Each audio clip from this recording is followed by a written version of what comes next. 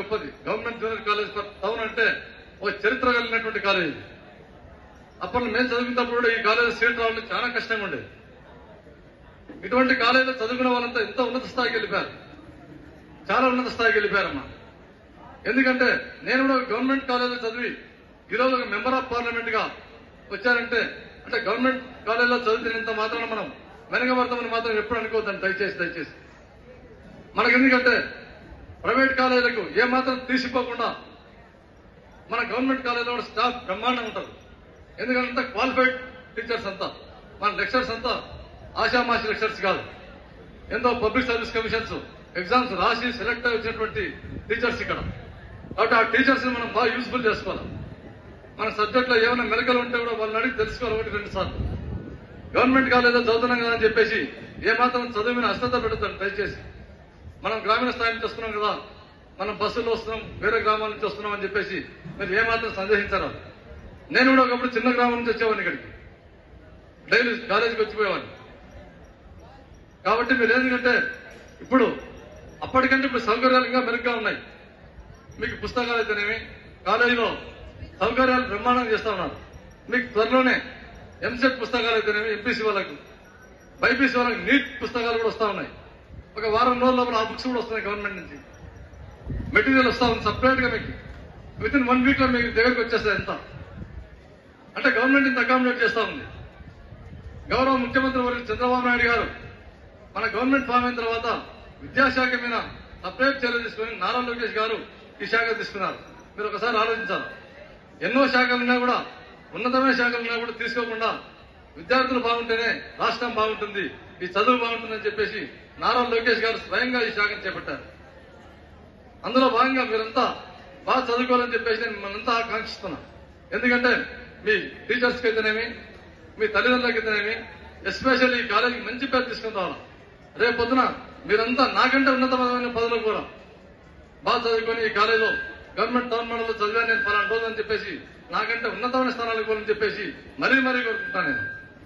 అంతేగాక మీ principal madam గారు ఇందాక మీ ప్రాబ్లం చెప్పారు. కూడా ఈ ప్రాంతంలో నీళ్లు ఆగడం వల్ల మేము ఇంతవరకు ప్రెషర్స్ అంటే వాస్తవంగా జూలై ఆగస్టులో అయిపోతుంది, కానీ ఇంత లేట్ చేసుకోవడానికి ఇక్కడ వాటర్ ఆగుతున్నాయి సార్ అని చెప్పారు. కాబట్టి దీనికి ఏమైనా గ్రావెల్ కానీ దీనికి ఏం చేస్తే బాగుంటుందో నేను ఇంజనీర్లను పంపించి దీనికి ఏమాత్రం వాటర్ ఆగకుండా నేను సపరేట్ గా చర్యలు తీసుకుంటాం.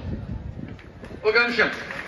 రెండో అంశం, దీనిలో వచ్చే వాటర్ కూడా స్టాక్ కాకుండా ఈ బ్యాక్ సైడ్ ఎక్కడన్నా డ్రైన్ ఏర్పాటు చేసి ఇక్కడ పడిన ప్రతి చుక్క అవతలికి వెళ్ళిపోయింది.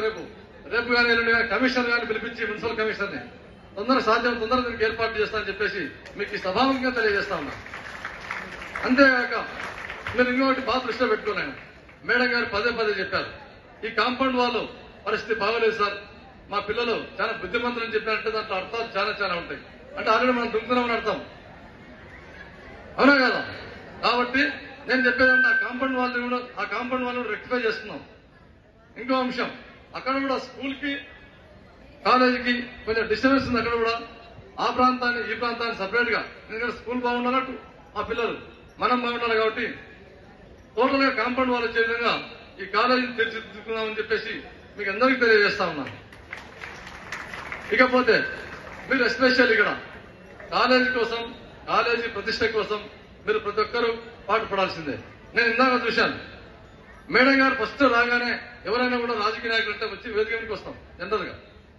నేను కాలేజీ ఎట్లుందా మేడం ఒకసారి మీ కాలేజీ ప్రిన్సిపల్ చూడాలని చెప్పేసి సపరేట్ గా నేను కాలేజీ చూడడానికి పోవడం జరిగింది. కాలేజీని ఏ విధంగా బాగుపడతారని చెప్పి ప్రిన్సిపల్ తపన పడతా ఉన్నారు, స్టాఫ్ తపన పడతా ఉన్నారు. మాకుంది ఆ తపన. మేము అటు వస్తా ఉంటే కొంతమంది పిల్లలు బైకులు తీసుకొని ఏదో రోడ్ల మీద సైలెన్సర్ పెడితే అది ఎంత మాత్రం బాగుంటుంది ఆయన. మీరు ఎందుకంటే ఇంటర్మీడియట్ ఏజ్ మీది, చాలా స్పీడ్ తగ్గించుకొని ఈ కాలేజీకి ఒక చరిత్ర ఉంది.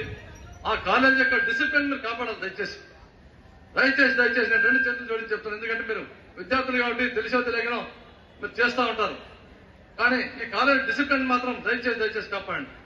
మా ఎదురుగానే మీరంతా చేస్తా ఉన్నారంటే మీరు తర్వాత అది మంచి పద్ధతి కాదని చెప్పేసి తెలియజేస్తా ఉన్నాను. ఎందుకంటే ఈ లెక్చర్స్ అయితేనేమి ఎక్కడికెక్కడ మీరు మోటివేషన్ చేయండి సార్ దయచేసి. క్లాస్ రూమ్స్ లో కూడా ఈ కాలేజీకి చరిత్ర ఉంది కాబట్టి ఈ కాలేజ్ పేరుని అట్ ది సేమ్ టైం కాపాడాలని చెప్పేసి మిమ్మల్ని అందరినీ ఈ సభాముఖంగా కోరుకుంటున్నాను. అంతేగాక మీకు ఏ అవసరం ఉన్నా కూడా విద్యార్థులకైతేనేమి మీ కాలేజీకి ఏదైనా మేడం సపరేట్ రూమ్స్ ఇవ్వాలని అడిగారు. ఒక 6 రూమ్లు అయితే మాకు సఫిషియెంట్ ఉన్నాయి సార్ అని చెప్పారు. ఆ స్థలం కూడా చూశాము అక్కడ. అదేగాక ఇంకేమైనా కూడా సిఎస్ఆర్ ఫండ్ నుంచి ఏమాత్రం అవకాశం ఉన్నా కూడా నేను తీసుకొచ్చి సాధ్యం తొందరనే ఆ రూమ్స్ కూడా కన్స్ట్రక్షన్ చేయడానికి పునాది వేస్తామని చెప్పేసి తెలియజేస్తా ఉన్నాను.